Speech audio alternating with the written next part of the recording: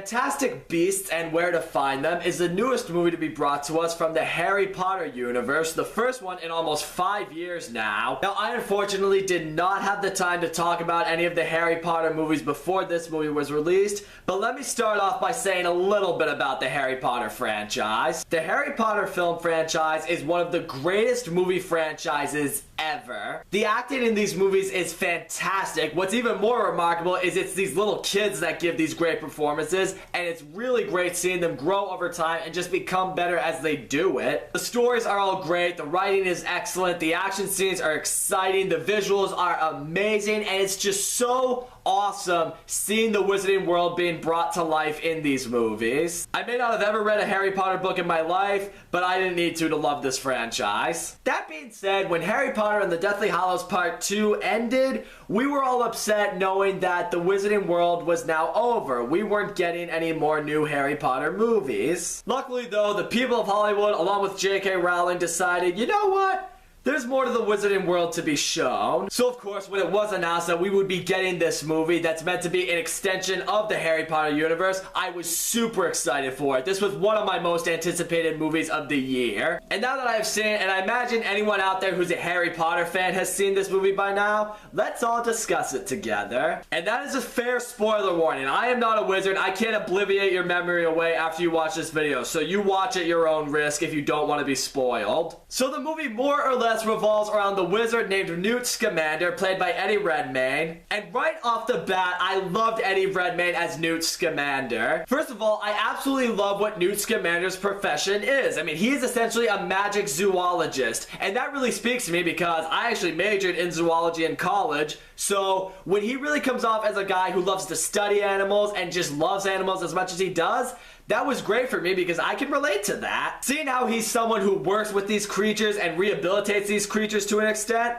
I thought it was really awesome. And that's precisely why Newt Scamander has come to the United States of America, because here he needs to get to Arizona to release one of his creatures back into the wild where it's from, but he has to stop at New York City along the way. Now this movie takes place around 70 years prior to the events of any of the Harry Potter movies, which was really exciting for me because I'm very interested to see what went on in the Wizarding World beyond Harry Potter. And right out the gate, what to me was very interesting is as Newt Scamander is just exploring New York City, he comes across this woman who's protesting that witches and wizards are evil, they're dangerous, they should all be destroyed. You know, just the perfect embodiment of what all crazy radical protesters are pretty much like. However, it's in this moment one of the creatures from his magical briefcase escapes, so now he has to go into this bank to chase after it. And here Newt meets this guy named Jacob. He is a muggle, or nomad as they're referred to in the United States. And that right there was something that I thought was really cool. The fact that this movie showed us that the Wizarding World, it didn't just exist in England. It existed everywhere in the world, including the United States. It harkens back to how in real life, people from England and people from America, they have different terminology for certain things. But anyways, this guy Jacob is at this bank because he wants to open up his own bakery. Unfortunately, they deny him his loan, and he ends up leaving the bank with Newt's suitcase. Yeah, they look exactly alike, so it was just a simple mix-up, but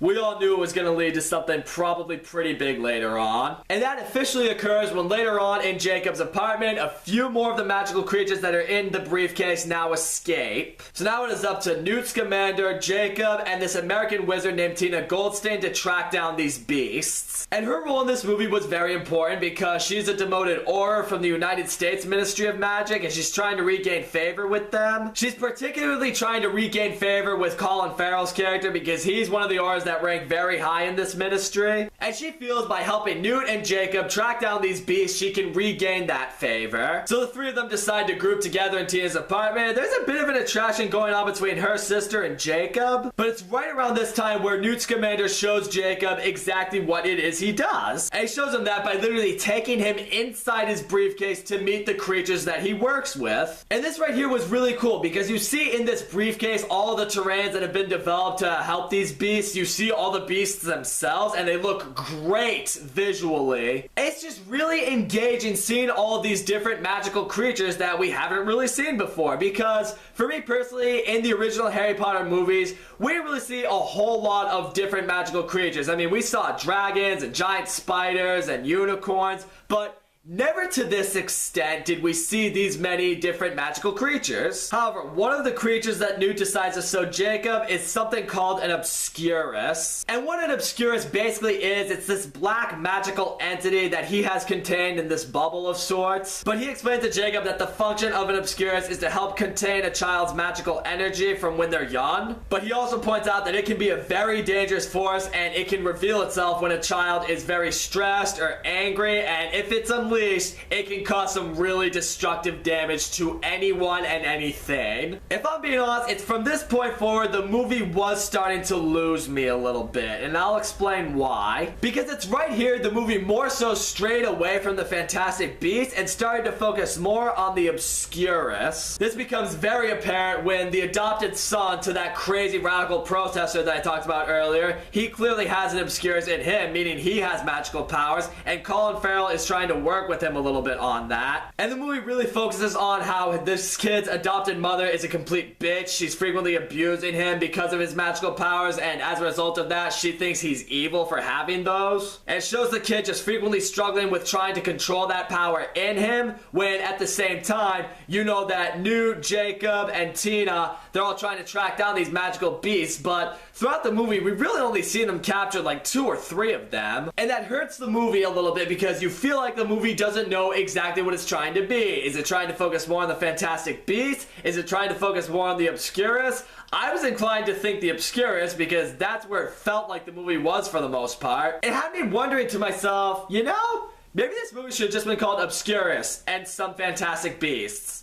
It honestly might be more fitting. So anyways, it's around this time the 3 of them have captured the escaped beast. They've returned to Newt's suitcase, but at the same time, Colin Farrell has arrived to arrest both Tina and Newt because he believes that they're working for the dark wizard known as Gellert Grindelwald. However, before either of them can be punished, we then flip back over to the kid with the Obscurus in him, and he's now starting to lose it. Because it's at this point his adopted mother has discovered his wand, but his sister has taken the blame like, no, it's mine, don't punish him. So she's about to now punish his sister. That of course really pisses him off, and as a result, he finally loses control of the Obscurus inside him, and now this thing is wrecking shit everywhere in New York City. So now at this point, they all go after this kid to try to see if they can calm him down, try to see if they can get the Obscurus back under control. But it's at this point when it looks like Newt and Tina are trying to help the kid, you see Colin Farrell trying to talk to him as well, but with different intentions it sounds like. And it is right here after Newt, Tina, and the Aurors have been able to stop the Obscurus, Colin Farrell reveals that he wanted it unleashed around New York City to reveal to the No-Majs who the wizards are in this world and why the Aurors should protect them more than the No-Majs. So as a result, Colin Farrell is arrested, and it turns out that he was actually that dark wizard Grindelwald in disguise, who's actually played by Johnny Depp. If I'm being honest, this is another flaw I have with this movie, because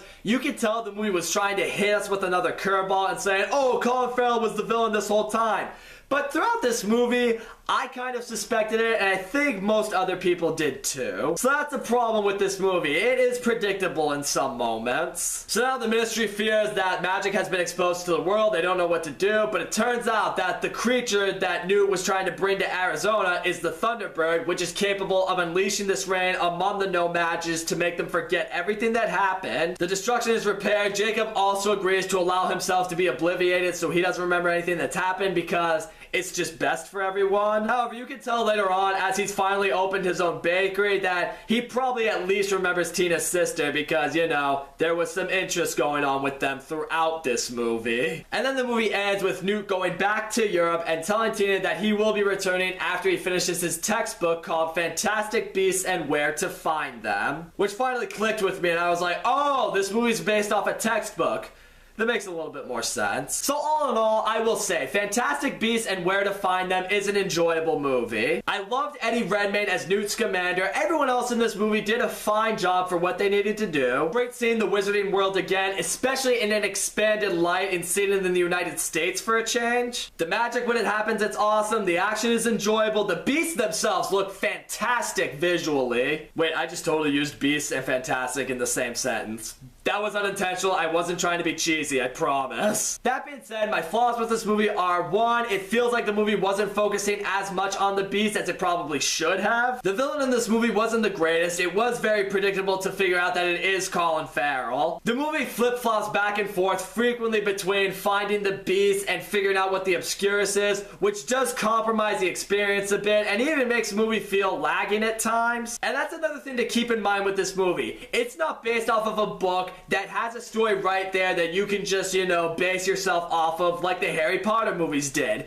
This movie is based off of a textbook, so as a result, you feel like the producers and J.K. Rowling really had to use, you know, their head here and really develop a story on their own for it. And you can tell as a result of that, it wasn't executed as well as it is in the Harry Potter movies. But in the end, I still had fun with this movie, and I am at least very interested in seeing where this franchise goes further because I know they want to make some more movies, and who can't deny they're at least looking forward to that. So that's all I gotta say. Guys, thank you so much for watching my video. Don't forget to leave a comment, like, subscribe, and I will see you all next time.